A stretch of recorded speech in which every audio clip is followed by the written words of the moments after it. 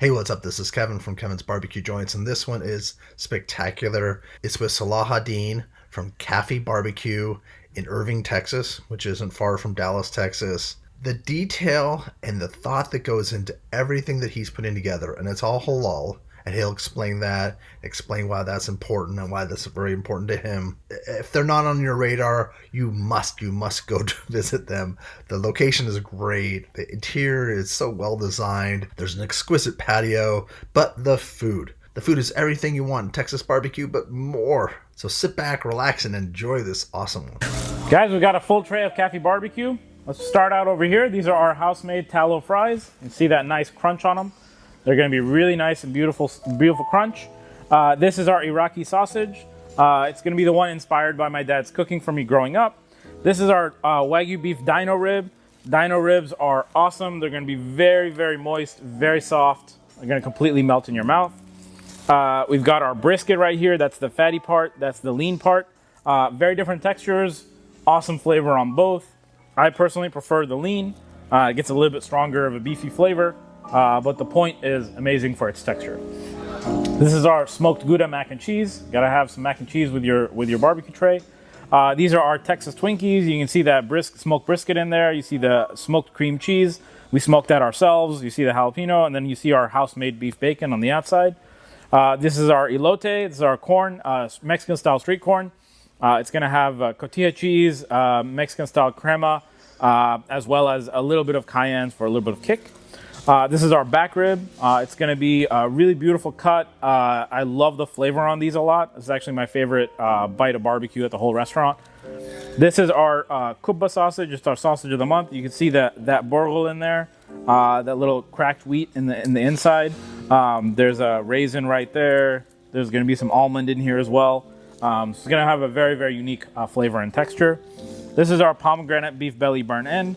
It's going to be like meat candy. It's just going to completely melt as well. It's a super nice cut. This is our, these are our baked beans, tallow baked beans. We start with pure Wagyu brisket tallow, and then we cook the beans in there. It takes us about a full day to make these baked beans, and we add sausage and brisket in there as well. This is our jalapeno cheddar cornbread. Awesome, very nice, super soft and fluffy. This is our brisket empanada. You see that beautiful color. And the texture as well on the inside of that. This is the crema that comes with it for the sauce. This comes with every single tray of barbecue for free. It's our coleslaw as well as our pickled veggies. We pickle all of these in-house.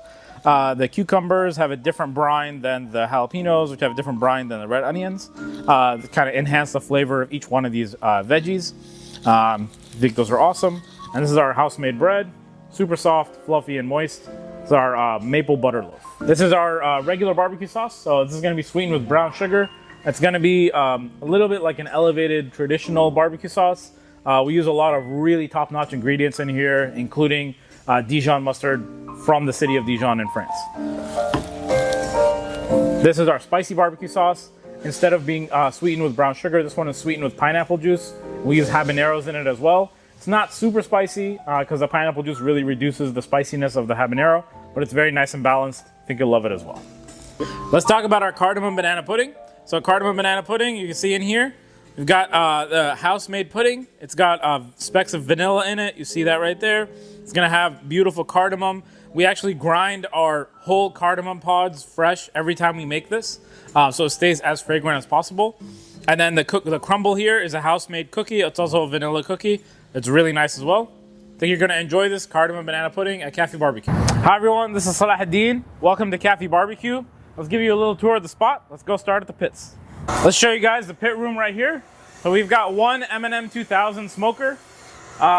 It's a big 2,000 gallon rotisserie smoker. We use all 3 levels on each one of the 6 pins in here.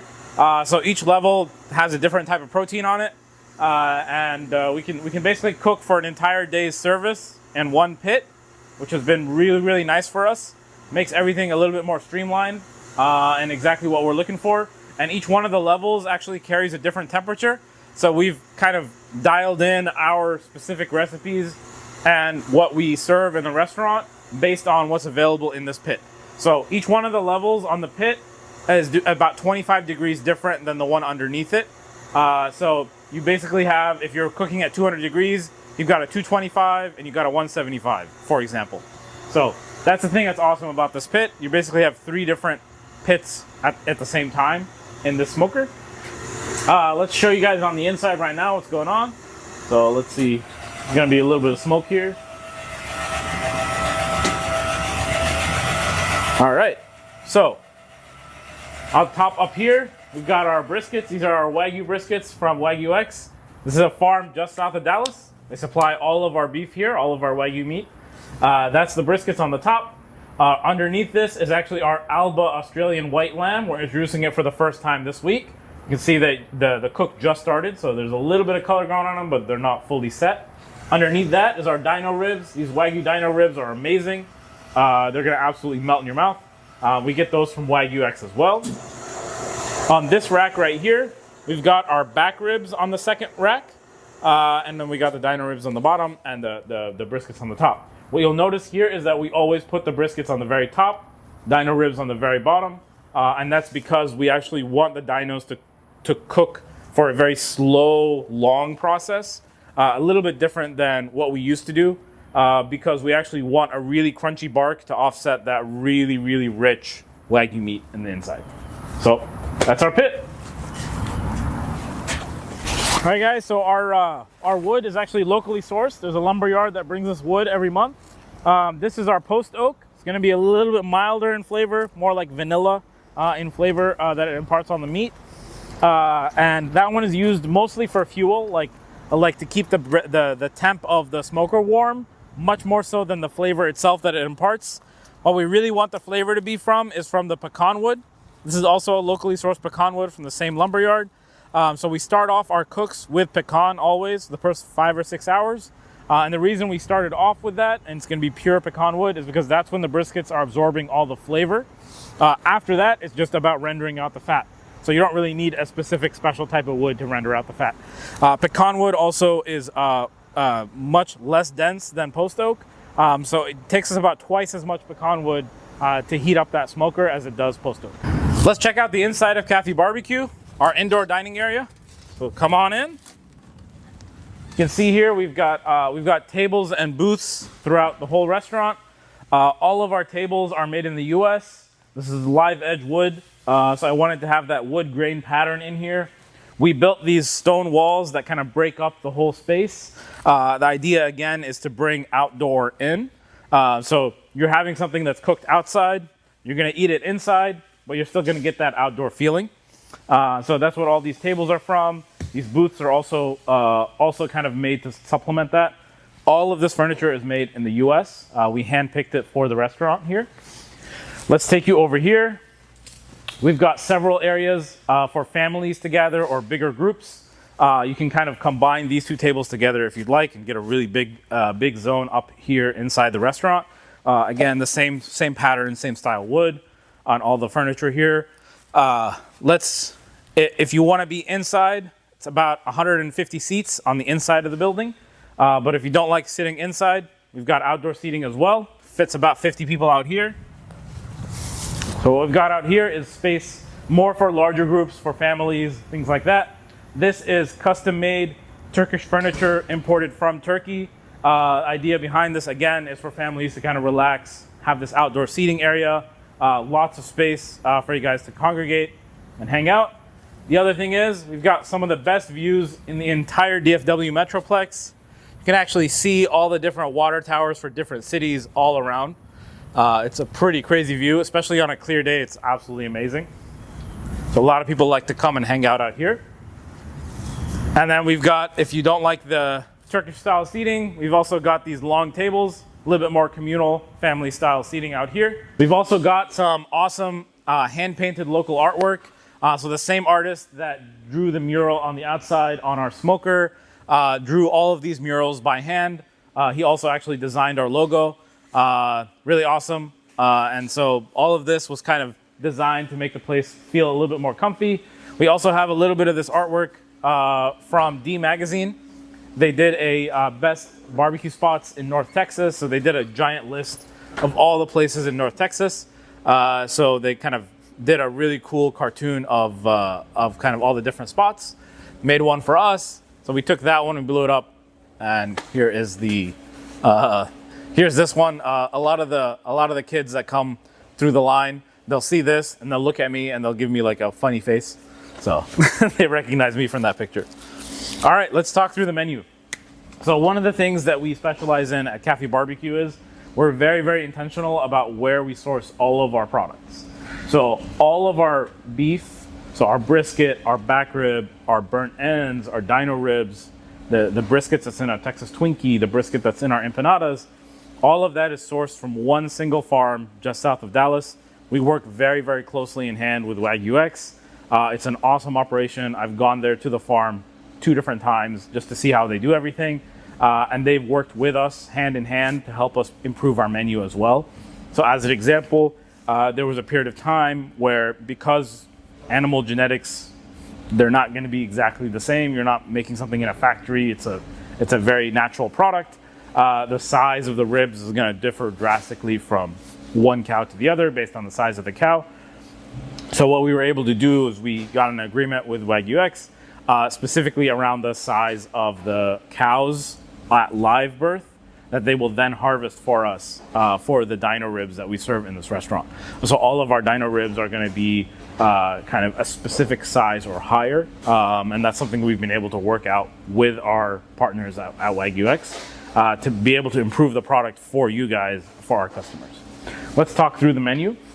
Wagyu brisket's going to be the most popular meat. Whole menu, obviously, got to have great brisket. Our briskets are marbled like crazy. They're BMS 9+, which is equivalent to a Japanese A4. It's a really beautiful product. It makes an incredible end product as well. So absolutely love that product. The rub on the brisket was designed over a period of about 6 years from me experimenting at home, feeding my friends, making them as guinea pigs. They didn't complain that much. And then basically we developed that bark specifically for it to be as dark as possible, that rub. And so that rub is going to interact with our pecan wood as well as post oak to make that really nice, beautiful dark bark. Pecan wood is really important for us because, number one, it's local. There's a great supply of it locally. And number two, it gives a really nice nuttiness, and it's a little bit more of a punch of smoke flavor than your traditional kind of smoked fully on post oak, which I also love, but I just kind of love a little bit more smoke flavor. So we do that for the first 5-6 hours, and then we switch over to post oak to finish off on a little bit more mild smoke. Our back ribs are awesome. The back rib is not a very common cut in Texas barbecue, but it's actually what happens when you lop off the bones from a ribeye to make a boneless ribeye. You get that bone part, so the meat itself is really, really high quality. It's a great ribeye meat. And what we do with that is we smoke it for about 4 or 5 hours, again, depending on the size of the rack. And it's a really beautiful, phenomenal cut. That one is something that's not really a shareable item, if that makes sense. You're kind of just chewing it off the bone yourself, so you're probably not going to share that with your friend. So for that one, I recommend people getting at least a rib each for whoever wants to try it. The dino rib is going to be the opposite of that. It's going to be a really thick piece of meat on a very large bone. It sits on top of the meat, on top of the bone. That's going to be great for sharing. You'll want to grab maybe 1 dino rib for every 2 people, something like that, if you want to have dino ribs. And the dino ribs that we're getting here, as I stated before, they're going to be pretty big, so they're going to be nice to share. Our pomegranate glazed burnt ends. Pomegranate is my favorite fruit. I used to eat it all the time growing up. I'm always bragging to my friends about my method for opening up a pomegranate. So pomegranate is something that I absolutely wanted to introduce on our menu, and the best way that I could think of to introduce it was to take a super fatty cut and slowly render it with pomegranate juice over a period. So we smoke it for 9 hours, and then we start to glaze it with the pomegranate for another 5 hours. So it's one of the longest cooks that we have in the restaurant, and it really makes these burnt ends are basically like meat candy. So that's more or less what you want in a burnt end. Texas Twinkie, very special to us. We take that same cut, which is the beef belly. We actually cure it ourselves. It takes us about 2 weeks for the cure to fully set into the beef belly because it's such a thick cut of fat. And then we take that, we smoke it, and then we bring it back into the restaurant and we slice it up. So we're curing our own beef bacon. We're smoking it and we're slicing it to order as we need to for the Texas Twinkies. Texas Twinkie is a jalapeno pepper stuffed with smoked cream cheese, smoked brisket, wrapped in bacon. It was invented up at Hutchins in McKinney, up there. But what we've done is we've allowed the Muslim community to be able to access this really awesome cut by making the bacon ourselves from beef instead of pork. So that's for the smoked meats. For the sausages, we have 2 classic sausages on the menu. Iraqi sausage is based on my dad's cooking for me growing up. He used to make a traditional Iraqi style kebab, and he had a very particular way about how he roasted his veggies for that tray. So I took both of those things and combined them together, his spices and his roasted veggies, combined them together in a sausage. Turned out awesome. I love the Iraqi sausage. It's my favorite of the sausages for sure. Then there's the jalapeno cheddar. It's a classic Texas style sausage. Again, our sausages are all made completely from brisket meat. They're cased in a halal lamb casing. So any Muslim customer can have all of our sausages, which is not the case for most barbecue spots. So we're making a lot of these cuts accessible to a new audience that had never been able to try this type of food before. We also do a sausage of the month. This month's sausage is called kubba. Kubba is a traditional Levantine Middle Eastern snack food. You'll see it on the streets. It's kind of a street food. It's a fried fritter. On the outside is made with wheat and meat. It's kind of made into a paste and then stuffed with rice.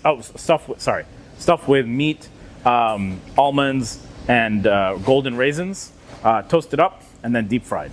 So what we've done is we've taken all of those components and we've carefully selected and figured out exactly how to make it work from a textural perspective to give you a nice snap, a nice texture of a kubba, as well as that flavor. So all of those components are in there in that sausage of the month for this specific month. Each month is going to be a different flavor, so be on the lookout on our Instagram for what the flavor is coming up. On our sides, one of our really awesome sides that we came up with actually during Ramadan while we were fasting is a brisket empanada. It's actually a Venezuelan style empanada with a pure corn dough. Corn dough is rolled out fresh every day as needed, and then we stuff it with brisket, some Oaxacan cheese, some corn, some onions, some peppers, and some other spices. It's absolutely phenomenal, and we serve it with a green sauce, also traditional Venezuelan green sauce. So that's been one of the new additions to our menu that's been really, really popular for sure. Definitely check that out. My favorite of the sides is going to be the baked beans. We actually cook them in tallow. We start everything off in the tallow that we render ourselves every single week. We render about 200 pounds of tallow from the fat that we trim off of our brisket, so we don't let anything go to waste. And then we use that tallow to start off our baked beans. And we also add sausage and brisket to the baked beans. So it's a very hearty meal. It's awesome. Elote is really awesome as well if you want something really fresh and light and refreshing. We also have our cornbread. The cornbread was inspired by a trip that I took down the Highway 1 in California. We stopped by at Pebble Beach Lodge. We were just hanging out. We tried all the appetizers. Me and my buddies ended up ordering 12 orders of their cornbread by the end of the night. We absolutely fell in love with that, and so I was trying to recreate it here. The mac and cheese is going to be our most popular side. We start with smoked Gouda. We add extra sharp Tillamook cheddar, and we add Gruyere. So it's a cheese sauce that we make every single day fresh in the morning, and we basically make batches of mac and cheese throughout the day as needed. So it's a very fresh product. It's really awesome. It's going to be kind of a grown-up mac and cheese, definitely not like Kraft. And we don't bring anything in this restaurant. We actually make absolutely everything from scratch. I don't think I've missed anything else. Oh, our most important, our tallow French fries. So most places, what they do is they bring in frozen fries from factory. Nothing wrong with that at all. We just didn't want to do that because I couldn't tell customers exactly what's in that. So instead, what we do here is that we bring in potatoes. We bring in about 500 pounds of potatoes every couple weeks. We cut them in-house. We soak them. We drain those out. And then we fry them at a low temperature in our pure Wagyu tallow that we render every week.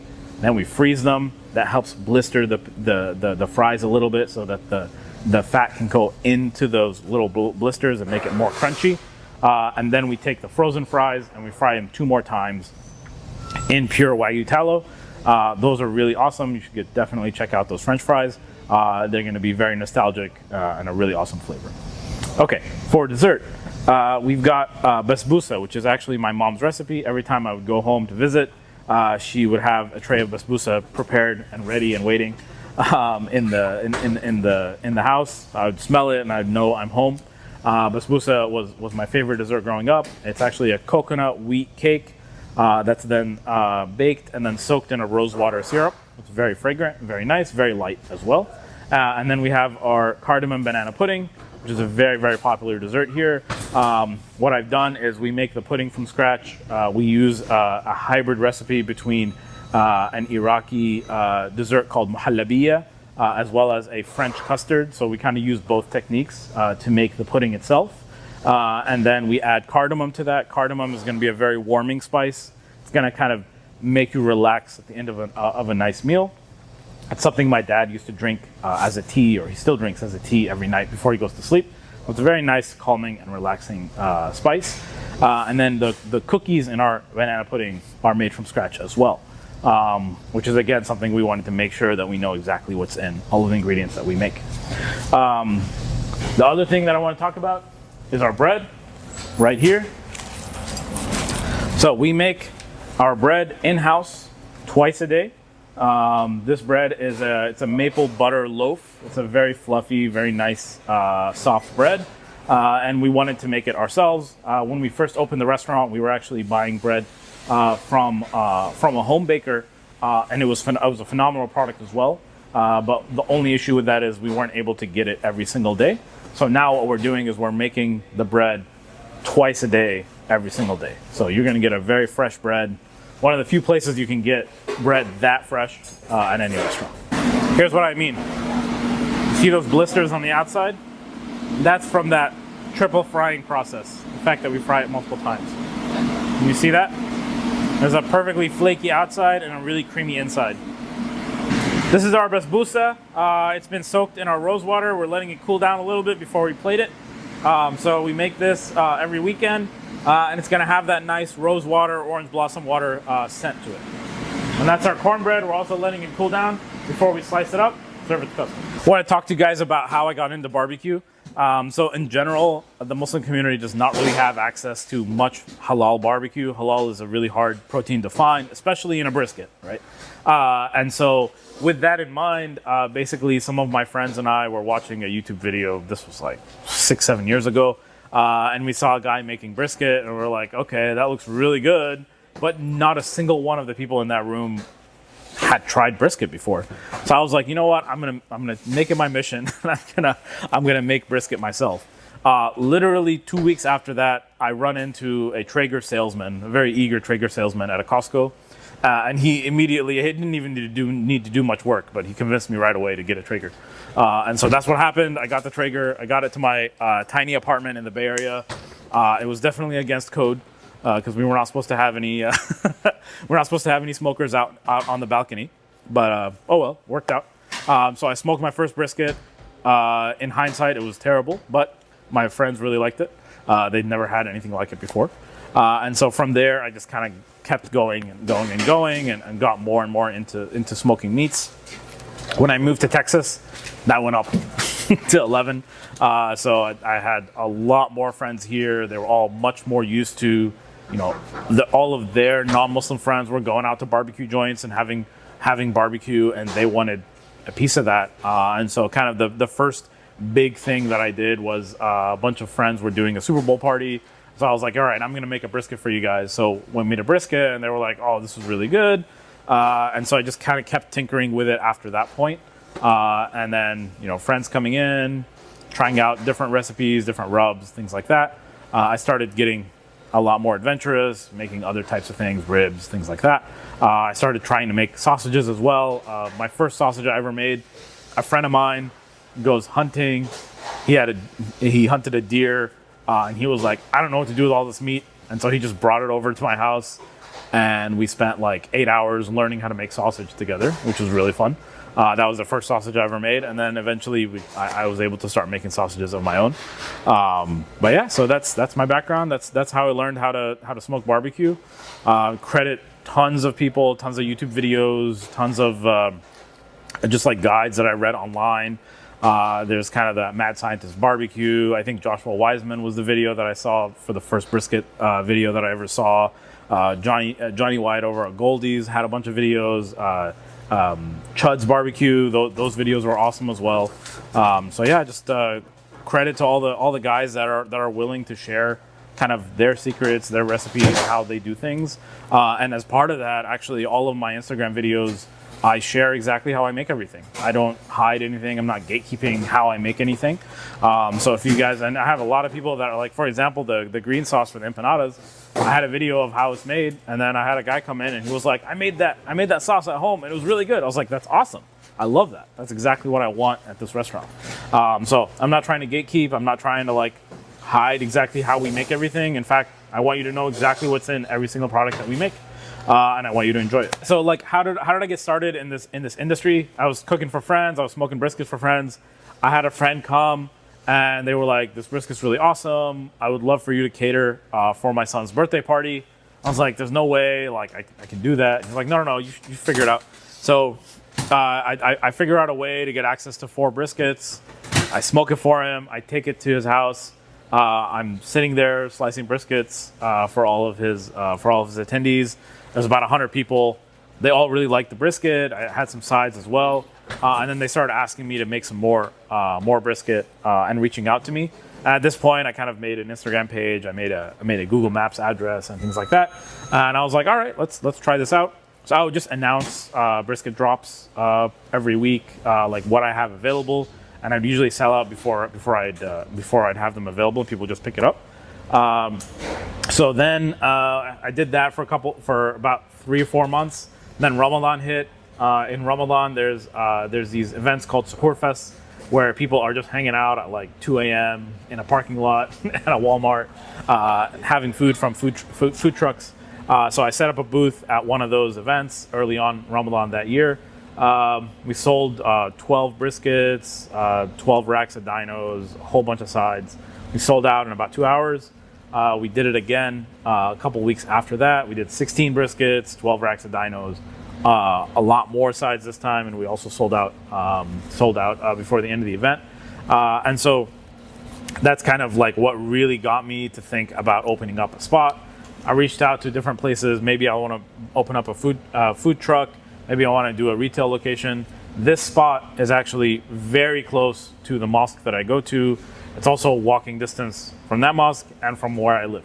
So when I found this spot, I was like, this is the perfect spot for me, for the community. It's very accessible for everyone that kind of attends this mosque.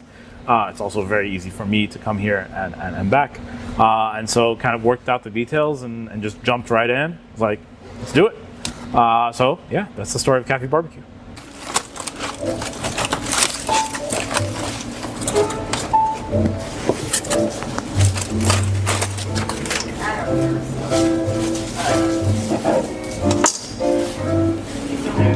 Nice back rib right there.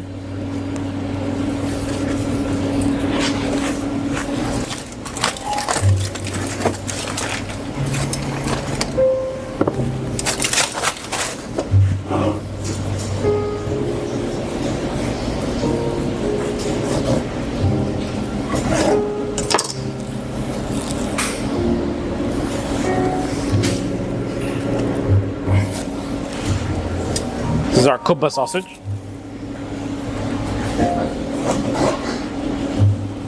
Serve you in a minute, man. We will start from there. We will serve you in a minute. Oh, sorry. Iraqi sausage.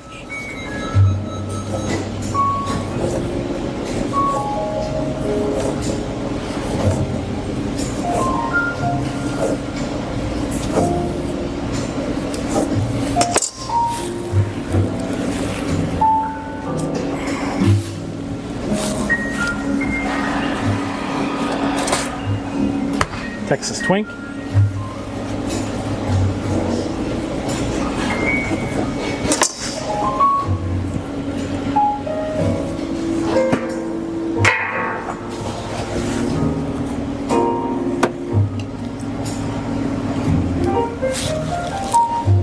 Beef belly burn in.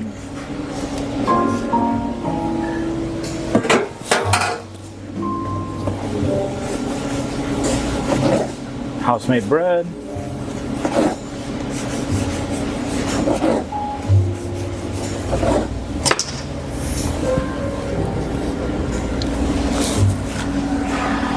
So where does the name Kafi come from? So it's actually part of my last name, Abdul-Kafi.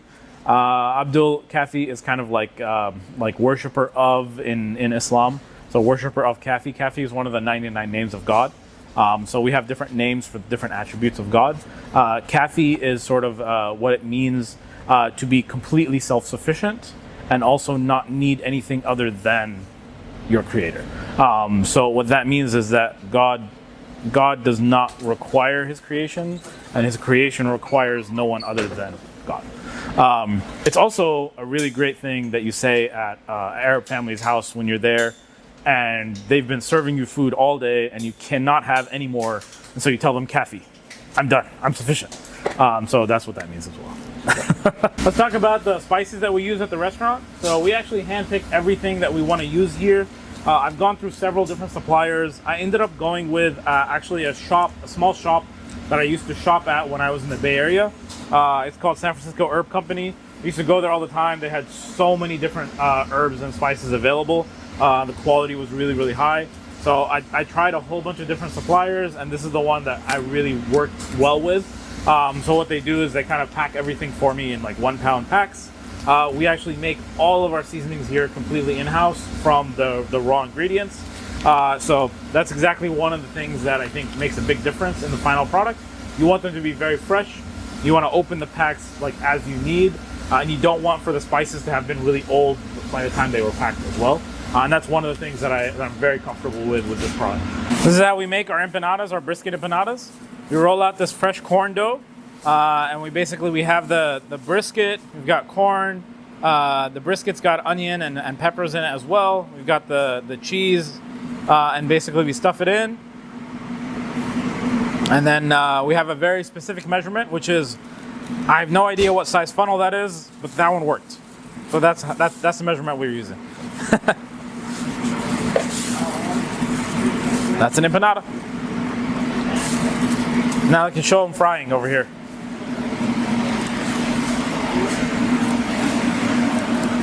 So we've got the empanadas going in our Wagyu tallow. So you can see them right here. They're starting to float up. But basically, they take about 10 minutes. They actually soak up quite a bit of tallow over time. And then they're going to have this beautiful golden brown color.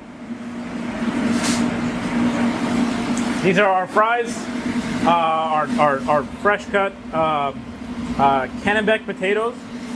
So basically what we do with these is we do it at a very low temperature in the oil first, in the tallow first, and then we freeze them. And what happens is it makes like little cracks. You see there's little cracks on the outside of the potato. That's the freezer just kind of breaking up the texture of the outside of the potato. And that's actually what's gonna make it a really nice and crunchy final product.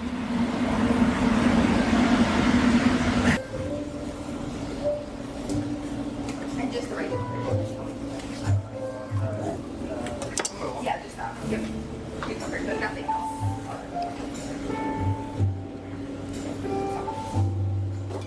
We're gonna do a slice from the lean as well.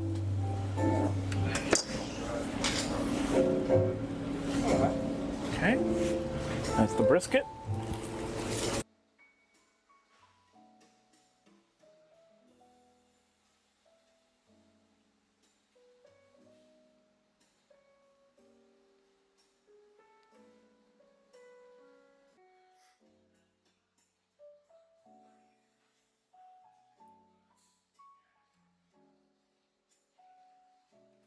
Thank you, Kevin's Barbecue Joints, for coming out. You can find us in Irving, Valley Ranch. So it's 8140 North MacArthur Boulevard, Suite 100, Irving, Texas, 75063. You can find us on Instagram at Cafe BBQ, Kafi BBQ, and it's the same handle on YouTube as well, Cafe BBQ, as well as on TikTok.